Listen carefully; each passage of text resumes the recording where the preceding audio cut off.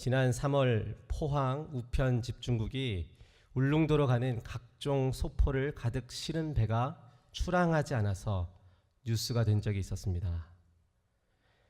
출항이 불가한 상태에 있는 배가 출항할 수 있는 배인 줄 알고 그렇게 착각하고 짐을 잔뜩 실었기 때문입니다. 배에 실었던 신선식품들은 그대로 썩어서 못 쓰게 되었습니다. 그 사태로 소포를 기다리는 울릉도 주민들이 일주일 정도 불편을 겪은 적이 있었습니다. 배는 항구에 머물 때 가장 안전하다. 그러나 그것이 배의 존재의 이유가 아니다라는 말이 있습니다. 배가 만들어진 이유는 바다를 항해하기 위해서입니다. 항구에 정박하여 단 한 번도 바다를 항해한 적이 없이 자리만 차지하고 있다면 그것은 가장 안전하면서도 가장 쓸모없는 흉물이 될 뿐입니다. 하나님께서 저와 여러분을 새로운 피조물로 그리스도인이라는 배로 지어주셨습니다. 우리의 삶이 그렇습니다. 사실 항구에 머물면 안전합니다. 모든 비바람을 피할 수 있습니다. 힘들고 고된 항해를 할 필요도 없습니다. 그러나 그것이 우리가 존재하는 이유가 아닙니다. 에베소서 2장 10절 상반절은 이렇게 말씀합니다. 우리는 그가 만드신 바라 그리스도 예수 안에서 선한 일을 위하여 지으심을 받은 자니. 또 이사야 43장 21절은 이렇게 말씀합니다. 이 백성은 내가 나를 위하여 지었나니 나를 찬송하게 하려 함이니라. 아멘. 성경은 우리가 사는 이유가 있다고 말씀합니다. 우리는 항해를 위한 목적으로 새롭게 지어진 배와 같은 인생입니다. 우리 하나님은 우리를 항구에만 두시려고 우리라는 배를 만들지 않으셨습니다. 물론 우리는 안전하고 평안하길 원합니다. 익숙한 현실에 안주하기를 원합니다. 할 수만 있다면 배를 띄우는 수고가 없이 바다 가운데서 풍랑을 만날 이유 없이 항구에서 머물러 있으면 얼마나 좋을까 생각합니다. 그러나 그것이 저와 여러분이 존재하는 이 땅을 살아가는 이유가 아닙니다. 우리는 그가 만드신 바이기 때문에 그가 만드신 목적과 이유를 향해서 살아가야 하는 것입니다. 성공은 배에 잔뜩 짐을 많이 싣고 내가 얼마나 많은 짐들을 실었는지 자랑하는 것이 성공이 아닙니다. 성경적인 성공은 내가 배를 띄워서 항구를 떠나서 항해를 하고 있는가, 그것이 바로 진정한 성공의 잣대입니다. 사랑하는 여러분, 여러분은 어느 항구에 머물러 계십니까? 사단은 은밀히 우리에게 다가와 우리를 흔들어 놓습니다. 우리의 안정감을 눈에 보이는 땅에 그런 것들에 두게 합니다. 배가 얼마나 더 커져야 하는지, 또 이 인생이라는 배에 무엇을 실어야 하는지, 우리 인생의 배의 외관이 얼마나 화려해야 하는지에 우리의 이목을 집중시킵니다. 그리고 믿음으로 도전해야 하는 저 바다 같은 험한 세상을 두려워하게 만드는 그것이 바로 사단의 속삭임입니다. 떠나려고 믿음의 엔진에 시동이라도 걸려고 하면 믿음의 동력으로 지나가야 하는 세상은 너무 위험하다고, 바다는 너무 위험하다고, 또 현실과 믿음은 다른 거라고 꽤나 논리적이고 설득적으로 우리를 꼬드기면서 우리의 닻을 항구에 내리고 거기에 머물게 만듭니다. 그리고 힘들게 떠나지 말고 너의 인생에 비어있는 그 배에 이것도 채우고 저것도 채우라고 말합니다. 그래서 그 비어있는 인생의 창고에 우리의 관심을 집중시킵니다. 아, 내가 이것도 부족하구나, 저것도 부족하구나, 돈도 부족하고 건강도 부족하고 항상 두려움과 염려와 근심 가운데 있구나. 그렇게 계속 나의 부족함만을 발견하게 만듭니다. 사는 목적을 항해하는 것이 아니라 먹을 것, 입을 것, 즐길 것, 거주할 집과 땅같이 부족한 부분을 메꾸는 데에 인생을 허비하게 만듭니다. 그러나 역사상 수많은 사람들이 자신들의 인생 창고에 돈, 명예, 감정, 평판, 쾌락 같은 것들로 채우려고 했지만 그 누구도 그 공허를 채울 수 없었습니다. 분명히 바다를 향해 나아가야 되는 배인데 항구의 닻을 깊이 내린 채 한 번도 떠난 적 없이 창고만 채우는데 급급한 인생으로 전락한 것이 바로 우리가 사는 세상의 또 우리의 모습입니다. 사랑하는 여러분, 믿음과 현실은 다르다라고 생각하는 사람들이 있습니다. 그러나 그렇지 않습니다. 현실에 막혀서 믿음을 발휘하지 못한 사람들의 공허한 이야기일 뿐입니다. 현실의 커다란 파고에 맞서 믿음의 배를 띄워보지 않으면 믿음이 이긴다는 것을 결코 체험할 수가 없습니다. 거대해 보이는 현실을 향해서 믿음을 발휘하는 사람들은 혈혈단신과 같은 인생의 배가 믿음이라는 이 작은 동력 하나로 수많은 파고를 뚫고 유유히 큰 물을 항해하는 기적을 경험하게 됩니다. 현실은 믿음을 막으려고 하지만 믿음은 다가올 현실을 새롭게 창조해내는 것입니다. 오늘 성경을 한번 보십시오. 23절 24절 말씀입니다. 배들을 바다에 띄우며 큰 물에서 일을 하는 자는 여호와께서 행하신 일들과 그의 기이한 일들을 깊은 바다에서 보나니. 아멘. 하나님의 손길을 경험하는 사람들은 어떤 사람들입니까? 바로 배를 바다에 띄우는 사람입니다.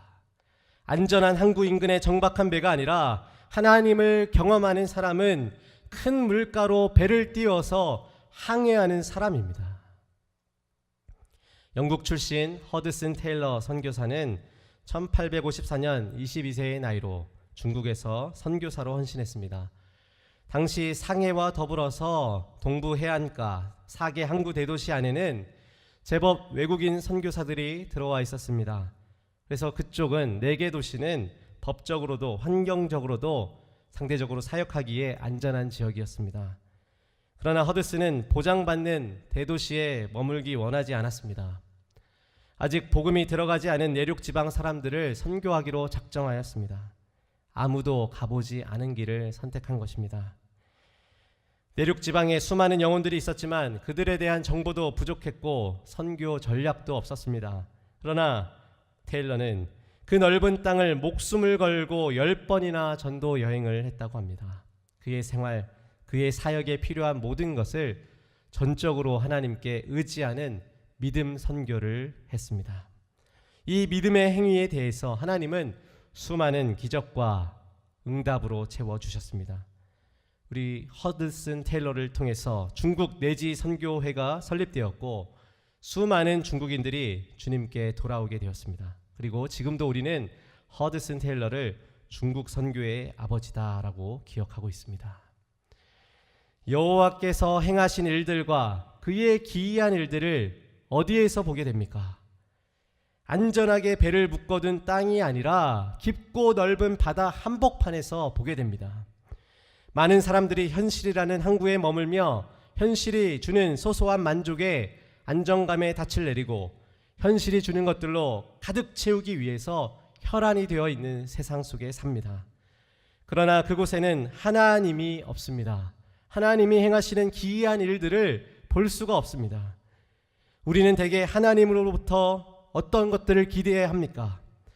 위대한 응답들, 아주 기적적인 응답들을 기다리며 기도하면서도 정작 우리의 배는 항구에 정박한 채 믿음의 항해를 포기할 때가 얼마나 많습니까? 사랑하는 여러분, 하나님은 바다에 계십니다. 기적과 응답이 항구에 있는 것이 아니라 항해하는 바다에 있습니다. 우리의 안전을 보장해 줄 것 같은 세상의 것들에서 과감히 믿음의 엔진을 켜고 믿음으로 살기 위해 배를 띄워야 합니다. 하나님이 바로 바다에서 거기에서 일하시기 때문입니다. 구약 성경 보면 모세와 이스라엘이 믿음의 배를 띄우고 항해를 시작하기 전에는 애굽 땅에 머물러 있었습니다. 노예로 고통당하면서도 그 땅에 안주하고 있었습니다. 그러나 닻을 거두고 믿음의 배에 올라타서 항해했던 그 출애굽 사건을 통해서 이스라엘은 거기서 살아계신 하나님을 만나게 됩니다. 홍해가 갈라졌습니다. 반석에서 물이 터지고 하늘에서 만나가 내렸습니다. 강력한 이방 군대를 물리쳤고 약속의 땅 가나안에 들어가게 되었습니다. 어디에서 그 기이한 일들을 경험했습니까?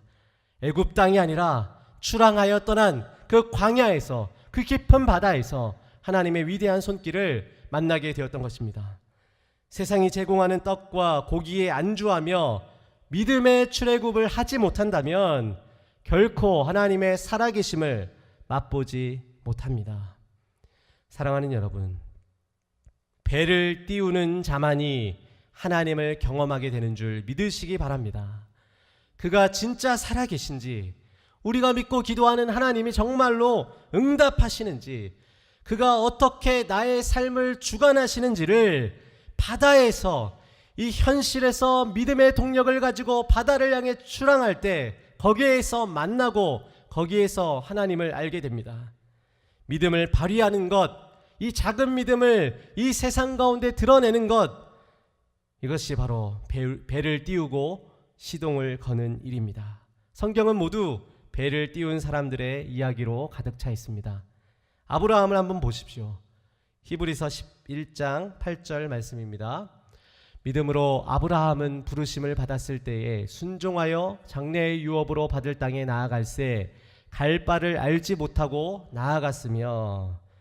아멘. 어디로 갈지 모르고 출발해야 하는 발걸음이 얼마나 무거웠겠습니까? 본토 친척 아비집을 떠나야 하는 것이 쉬운 일이겠습니까? 그런 현실에 있었다면 여러분 모두 만류했을 것입니다. 현실은 믿음을 막는 장벽입니다. 그러나 믿음을 발휘하면 현실이 새롭게 창조됩니다. 아브라함은 배를 띄웠습니다. 하나님의 명령에 순종하고 세상의 방식과 방편, 세상이 주는 안락함과 쾌락, 자꾸만 닻을 내리고 네가 그 가진 재물에 기대고 네 옆에 있는 사람에 기대고 네가 이룬 성과와 자리에 기대고 즐기고 편히 쉬라고 말하는 그 소리를 거절하고 떠났습니다. 하나님이 계신 줄 믿었기 때문입니다. 아브라함이 말씀에 순종한 것은 내 눈앞에 보여지는 현실을 보았기 때문이 아닙니다. 계산했기 때문이 아닙니다. 내가 있는 곳, 내가 처한 형편이 어떤 곳이든 어떤 상태이든 주 예수와 동행하면 그 어디나 하늘나라인 줄 그가 믿었기 때문에 그는 현실을 새롭게 만들어낼 수 있었던 것입니다. 큰 성경의 많은 인물들이 우리의 흠모함을 받는 이유는 그들이 항구에 충분히 정박할 수 있었음에도 불구하고 바다로 배를 띄워 거기에서 하나님을 만났기 때문입니다. 물론 바다는 위험하겠죠. 그리고 우리라는 배는, 우리의 인생은 참 약하고 초라합니다. 태평양 한가운데에 아무리 큰 배를 놓는다고 한들 얼마나 그것이 초라하겠습니까? 태풍과 같은 풍랑에 노출된 배라면 말할 것도 없습니다. 그런 위험을 알면서도 배를 띄우는 일, 믿음으로 사는 일, 주님과 동행하는 일, 참으로 어리석게 보입니다. 그러나 성경은 분명히 우리에게 말씀합니다. 히브리서 11장 6절 같이 읽습니다. 시작. 믿음이 없이는 하나님을 기쁘시게 하지 못하나니 하나님께 나아가는 자는 반드시 그가 계신 것과 또한 그가 자기를 찾는 자들에게 상 주시는 이심을 믿어야 할지니라. 할렐루야. 우리는 바다 한가운데 계신 하나님을 믿습니다. 우리는 하나님이 반드시 풍랑 가운데 계신 것을 믿습니다. 시편 139편 9절 10절도 함께 읽습니다. 내가 새벽 날개를 치며 바다 끝에 가서 거주할지라도 거기서도 주의 손이 나를 인도하시며 주의 오른손이 나를 붙드시리이다. 아멘. 이 말씀을 의지하여 우리는 바다로 배를 띄울 수 있습니다. 바로 거기 계신 하나님을 만나고 하나님을 찾기 위해서입니다. 아무것도 보이지 않고 모든 것이 막막하고 나는 부족해 보여도 폭풍 속에 계신 주님을 믿기에 우리는 그곳을 향해 달려가 하나님의 얼굴을 바라보고 하나님의 품에 거할 수 있는 믿음의 용기를 얻게 되는 것입니다. 사랑하는 여러분, 정말로 성공지향적인 세상 속에서 목적을 지향하며 살 수 있겠습니까? 모두가 부를 축적하는 것을 목표로 두고 달려갈 때 우리는 하나님의 말씀과 복음에 순종하는 삶이 참된 부요함인 줄 알고 복음을 누리고 복음을 전하는 새로운 목적을 향해서 정말 살 수 있겠습니까? 떡과 고기를 제공하면서 여기에 좀 더 머물러라, 이 애굽 땅 내가 떡과 고기를 주고 편안한 잠자리를 줄게.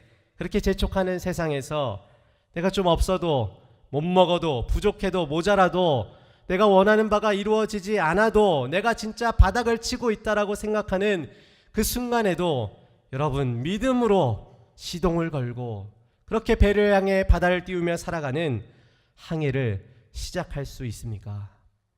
다 떨어지고 모자라도 하나님이면 충분합니다. 지금 내가 가진 이것이라도 충분합니다라고 고백하고 그 문제와 인생의 절벽을 향해 믿음의 발을 내딛어 그 문제와 직면할 수 있습니까? 보이는 세상보다 보이지 않는 하나님의 세상을 더 크게 여기고 믿음으로 출애굽하는 사람, 그 사람은 하나님이 행하시는 일과 기적을 반드시 경험하게 됩니다. 애굽에 있을 때 그들은 현실을 마주했습니다. 절대로 강력한 이집트 군대를 이기고 떠날 수가 없습니다. 그러나 그들이 믿음을 발동하여 하나님의 명령에 순종하여 가나안을 향해 출애굽했을 때 그들은 현실이 깨어지고 믿음과 부흥과 회복과 응답이라는 하나님의 놀라운 행하심을 경험하는 축복을 받게 되었던 것입니다.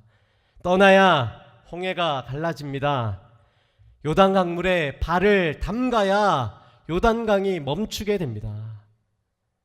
사랑하는 여러분, 여러분이 오래 머무는 곳이 집이나 사무실 같은 작은 공간일지라도 여러분의 영혼만큼은 바다 한가운데로 띄우십시오. 이 땅의 방식은 여전히 우리를 묶어두려고 하겠지만, 우리로 아무것도 하지 못하게 하겠지만, 닻을 올리고 줄을 풀고 믿음으로 주와 동행하는 바다를 향해 가야 합니다. 모두 넓은 길에서 배에 짐을 올리고 짐을 싣는 것에 집중하고 있지만, 우리는 좀 적은 짐을 실었을지라도 배는 머무는 것이 아니라 항해하기 위해 지어진 줄 믿고 사명을 따라 좁은 길로 출항하여서 믿음과 사랑과 헌신을 발휘하고 주님만 의지할 수 있는 바다로 가야 하는 것입니다. 물론 믿음의 항해가 반드시 승승장구하는 것은 아닙니다. 짱짱한 날이 있다가도 광풍이 몰아오기도 합니다. 그것 때문에 우리의 마음이 녹아내릴 수 있습니다. 광야에서 이스라엘 백성들처럼 우리도 차라리 내가 애굽에 있었더라면, 내가 차라리 교회 다니지 않았더라면, 믿음으로 살기를 결단하지 않았더라면 하면서 우리도 차라리 항구에 정박한 채 살았더라면 할 날이 올 수도 있습니다. 26절, 27절을 보면 그런 위기를 만난 우리와 동일한 한 사람을 만납니다. 함께 읽겠습니다. 그들이 하늘로 솟구쳤다가 깊은 곳으로 내려가나니 그 위험 때문에 그들이 영혼이 녹는도다. 그들이 이리저리 구르며 취한 자같이 비틀거리니 그들의 모든 지각이 혼돈 속에 빠지는도다. 우리의 믿음에 하나님 정말 계실까? 하나님 정말 살아계시면 이럴 수 있을까? 할 정도로 갈피를 못 잡고 절망하며 바닥을 치는 날도 옵니다. 마태복음 8장을 보면 바다를 출항한 배에 제자들과 예수께서 함께 있었습니다. 그런데 예수님은 주무시고 계셨습니다. 큰 풍랑이 일어나서 큰 위험에 처하자 제자들은 주무시는 예수님을 깨우면서 이렇게 말합니다. 주님, 우리를 좀 구원해 주십시오. 주님, 우리가 죽게 되었습니다. 다 죽었습니다. 끝입니다. 바닥입니다. 절망입니다. 다 끝났습니다. 생명의 구주가 바로 옆에 계신데 자기들이 죽게 되었다고 생각할 정도이니 얼마나 큰 위기를 만난 것입니까? 그 정도로 우리도 믿음이 흔들리는 위기를 맞이할 수 있습니다. 그러나 그 성경의 결말이 어떻습니까? 제자들이 지각과 믿음이 혼돈 가운데 있었으나 생명의 주가 함께 계시기에, 주님이 그 바다 위에 계시기에 바람과 바다가 아주 잔잔하게 됩니다. 예수 그리스도께서, 우리 구주께서 그 광풍을 직접 꾸짖으시며 소멸시켰기 때문입니다. 본문 28절 29절이 그것을 이야기합니다. 이에 그들이 그들의 고통 때문에 여호와께 부르짖음에 그가 그들의 고통에서 그들을 인도하여 내시고 광풍을 고요하게 하사 물결도 잔잔하게 하시는도다. 아멘. 할렐루야. 믿으십니까? 우리도 지나간 은혜를 너무 자주 잊는 것 아닙니까? 주님, 죽겠습니다. 바닥입니다. 주님, 끝입니다. 더 내려갈 것도 없습니다. 어떻게 해야 될지 모르겠습니다. 그러나 우리가 믿음으로 항해를 시작해 바다 위에 배를 띄웠다면 거기서 도우시는 하나님을 만날 수 있습니다. 여호사밧 왕이 큰 군대를 만나서 주님, 나는 어떻게 해야 될 줄도 모르겠고 아무런 힘도 없어서 오직 주만 바라보나이다 기도하며 믿음으로 찬양대를 그 군대에 앞서서 선봉대로 내세웠을 때 하나님께서는 네가 이 싸움에서 싸울 것이 없나니 너는 대열을 이루고 서서 오늘 여호와께서 너희를 구원하시는 것을 보라 라고 말씀하셨습니다. 절망 속에서 바다를 향해 한 걸음 더 믿음의 발걸음을 내딛는 사람만 하나님께서 구원해 주시는 놀라운 능력의 손을 경험하게 되는 줄 믿습니다. 거기서 주님을 더 크게 보게 됩니다. 더 생생히 만나게 됩니다. 문제보다 더 크시고 문제를 다스리시는 하나님, 위협하는 광풍을 충분히 꾸짖어서 고요하게 하시고 물결도 잔잔하게 만드시는 분이 저와 여러분이 지금껏 믿어왔던 하나님이십니다.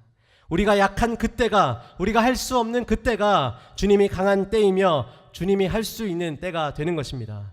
그런 일들이 어디에서 경험할 수 있습니까? 항구입니까? 바다입니까?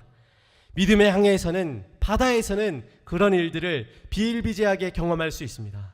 주님의 따뜻한 품은 항구에 있는 것이 아니라 거친 파도가 넘실대는 믿음을 발휘하여 하나님 계신 곳을 향하여 뚜벅뚜벅 걸어가며 동행하는 그 길에 하나님의 따뜻한 품이 있습니다.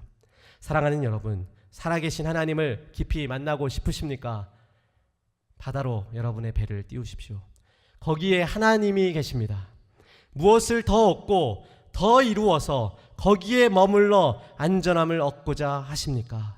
얼마나 더 가지면 주님의 나라를 위해서 헌신하시겠습니까? 얼마나 더 건강해져야 주님 나라를 위해서 헌신하시겠습니까? 얼마나 더 많은 시간이 있어야 주님의 일을 할 수 있겠습니까?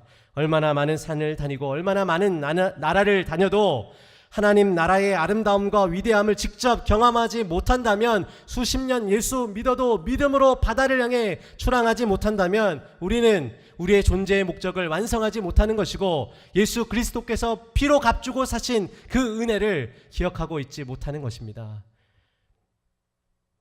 너희가 나를 따라오려거든 너희를 부인하고 나를 따라오라 말씀하셨습니다. 우리는 그 길을 향해 가려면 떠나려고 하는 믿음의 발걸음이 있어야 합니다. 우리가 믿음을 발휘해서 분열이 있는 곳에 일치를 만들어내는 도구로, 불화가 있는 곳에 평화를 만들어내는 도구로, 미움이 있는 곳에 사랑과 용서를 살아내는 도구로, 복음이 없는 곳에 복음을 전하는 선교의 도구로 쓰임받는 것, 그것이 바로 바다로 배를 띄운 자들의 삶입니다. 그리고 하나님의 행하심과 기적은 그렇게 항해하는 자들에게 열려 있습니다. 하나님의 기적과 응답이 더딘 것이 아닙니다. 하나님이 왜 응답하지 않으시지? 하나님의 응답이 더딘 것이 아니라 수십 년 항구에서 머물러서 이 항구에서 떠나려고 하는 나의 미적지근한 그 태도가 더디고 느리기 때문에 그런 것입니다. 항구에 머물러 폭풍 속에서도 함께 하시는 주님의 얼굴을 경험하지 못한 분 계십니까? 주님과 동행하며 살아가는 믿음의 맛을 경험하지 못했거나 믿음의 결단으로 삶을 바다로 출항하지 못한 이들에게 하나님께서 말씀하고 계십니다. 오늘 너희는 믿음으로 너희 배를 띄워서 오직 하나님만 의지해야 하는 바다로 나아가라 말씀하십니다. 안전해 보이는 애굽의 세계관과 가치관들을 떠나서 출애굽해야 합니다. 애굽의 떡과 고기는 우리의 배는 부르게 할지 모르겠지만 우리에게 자유와 행복과 구원을 절대 주지 못합니다. 우리가 생각하는 믿음, 그 믿음이 무엇입니까? 성경은 믿음이 바로 떠나는 것이라고 말씀합니다. 익숙하고 의지하고 바라보았던 땅의 것, 매여 있었던 항구를 떠나는 것입니다. 여러분의 인생에서 어떤 자리를 갖고 어떤 경험을 하면서 어떤 가치관을 가지고 이곳에 앉아있든지 간에 그것이 항해하는 데 절대 필요한 것은 아닙니다. 항해하는 데 절대 필요한 것은 이 작은 믿음으로 시동을 걸고 주님 고난 속에 함께 계신 하나님을 향해서 그럼에도 불구하고 나는 믿음으로 살아가기 원합니다. 그곳에 계신 주님과 더불어 동행하며 나의 인생을 천국으로 만들어가기 원합니다. 고백할 수 있는 저와 여러분이 되기를 원합니다. 안전했던 본토 친척 아비집을 떠나 바다의 풍랑이 몰아칠지라도 이제 하나님만 의지하기로 하는 것, 그것이 바로 믿음이요 거룩한 삶입니다. 배에 발목을 묶어서 항해하지 못하게 하는 항구를 떠나십시오. 애굽이 안전한 것이 아닙니다. 항구가 안전한 것이 아닙니다. 하나님이 함께 계셔야 안전한 것입니다. 소유가 많아야 안전한 것이 아닙니다. 건강해야 행복한 것이 아닙니다. 하나님이 함께 계시면 행복하고 안전한 것입니다. 30절은 항해자들에게 위대한 약속을 하고 있습니다. 하나님의 약속을 한번 읽어보겠습니다. 그들이 평온함으로 말미암아 기뻐하는 중에 여호와께서 그들이 바라는 항구로 인도하시는도다. 아멘. 결국 이것이 우리의 소망이죠. 이 항해의 끝에 무엇이 있는지 우리가 알고 있기 때문에 떠날 수 있습니다. 결국 하나님은 우리가 바라던 진정한 항구, 최종 목적지, 애굽이 아닌 가나안, 세상에 발목 잡는 항구가 아닌 항해를 다 마친 배가, 목적을 완수한 배가 참된 안식을 누릴 수 있는 천국이라는 항구에 저와 여러분의 인생의 짐을 풀게 하실 것입니다. 우리 구주 예수께서 가장 안전한 곳에서 가장 위험한 곳으로 출항하셨습니다. 그것이 바로 우리 구주 예수께서 이 땅에 오신 성육신 사건 아니겠습니까? 그분은 이 땅을 향해 출항하셨습니다. 이 땅에서 대접받고 채우고 쌓고 축적하고 인기몰이를 하지 않으셨습니다. 그분은 처음부터 자기의 사명을 아셨습니다. 이 땅에 오신 이유를 아셨습니다. 그분의 능력과 기적으로 평생 떵떵거리며 살 수 있으셨지만 그분은 사람들에게 싫어 버림받는 그 길을 선택하셨습니다. 핍박당하고 조롱당하고 매맞고 침뱉음 당하고 결국 십자가 고난을 맞이할 것을 아셨지만 바다 한가운데로 뛰어드셨습니다. 그러나 그분의 항해가 참 비참한 최후였다, 불행했다 말할 수 있는 사람이 있겠습니까? 온갖 위험을 아시면서도 피조물의 땅으로 항해를 감행하신 것은 바로 이 땅에 하나님의 마음과 관심과 품과 뜻이 있었기 때문입니다. 그래서 광풍과 물결이 있는 이 땅에, 저와 여러분이 사는 이 땅에 오셔서 십자가까지, 죽음까지 통과하신 것입니다. 그런데 십자가가 끝이 아니었습니다. 결국 우리 주님은 다시 살아나셨습니다. 죄인들을 하나님과 화해시키셨습니다. 죄인들이 하나님께 용납받을 유일한 길을 만들어 주셨습니다. 히브리서 12장 2절 말씀을 함께 읽겠습니다. 믿음의 주요 또 온전하게 하시는 이인 예수를 바라보자. 그는 그 앞에 있는 기쁨을 위하여 십자가를 참으사 부끄러움을 개의치 아니하시더니 하나님 보좌 우편에 앉으셨느니라. 할렐루야. 이것이 바로 예수께서 이 땅에서 항해하셨던 역사입니다. 그 앞에 있는 기쁨의 항구를 바라보고 십자가의 광풍을 직면하셨죠. 거기서 하나님의 뜻을 이루고 다시 살아나셨습니다. 모든 것을 이루고 지금 하나님 보좌 우편, 바로 소원의 항구에 도착해 계십니다. 우리는 주님의 길을 따라가는 자들입니다. 바다에 배를 띄운 자들입니다. 항해자들입니다. 인생의 목적은 주님을 찬송하는 것이라고 하나님 말씀하셨습니다. 31절 32절은 바로 항해자들만이 인생의 목적을 완성하게 되는 장면으로 마무리됩니다. 한번 읽겠습니다. 여호와의 인자하심과 인생에게 행하신 기적으로 말미암아 그를 찬송할지로다. 백성의 모임에서 그를 높이며 장로들의 자리에서 그를 찬송할지로다. 아멘. 바다에 배를 띄우고 모든 수고와 믿음의 경주를 다 마친 인생은 존재 목적을 다 이루고 하나님 찬송하게 될 것입니다. 주님이 하셨습니다. 주님이 함께 계셨습니다. 주님을 찬양합니다. 모든 믿음의 항해를 끝내고 인생의 짐을 푸는 천국으로 주께서 우리를 인도하여 주실 때 참된 안식과 평안 속에서 우리는 하나님을 찬양하게 될 것입니다. 우리는 그가 만드신 바라, 그가 만드신 배이기 때문에 바다로 출항을 시작하십시오. 계산하지 말고 믿음을 선택하십시오. 현실로 믿음을 막지 말고 안 된다고 말하지 말고 믿음으로 현실을 창조해 내십시오. 오늘도 믿음의 바다에서 살아계신 하나님, 거기서도 여전히 붙드시는 살아계신 하나님을 경험하게 되는 저와 여러분의 인생이 되기를 간절히 바랍니다. 아멘.